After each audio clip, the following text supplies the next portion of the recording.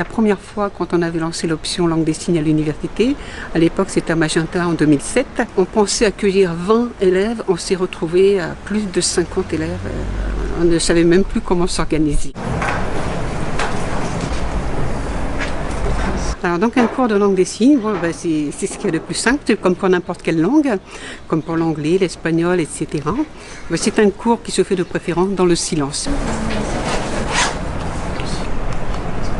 Et qui demande beaucoup d'attention visuelle et d'écoute visuelle. Les jeunes d'aujourd'hui, les étudiants, tout le monde est sensibilisé au problème du handicap. Et c'est vrai que la langue des signes, c'est une autre langue, c'est une autre façon de s'exprimer qui suscite beaucoup de curiosité. Je pense que pour chaque étudiant, pour eux, c'est quelque chose de bénéfique de découvrir autre chose. J'étais en ville et quelqu'un est venu me parler et j'ai pas su du tout répondre, même comprendre ce qu'il disait, et c'était il y a très longtemps.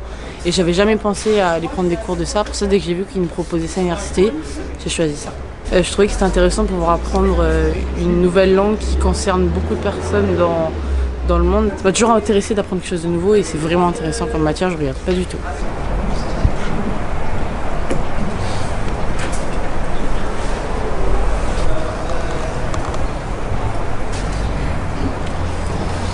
Aujourd'hui, c'est encore un combat pour nous, justement, pour que la langue des signes soit reconnue sur le territoire au même cadre qu'en métropole. Bien sûr, en dehors du système scolaire, il y a quand même des formations langue des signes pour former des enseignants, pour toute personne qui désire apprendre la langue des signes, soit dans le cadre professionnel ou individuel.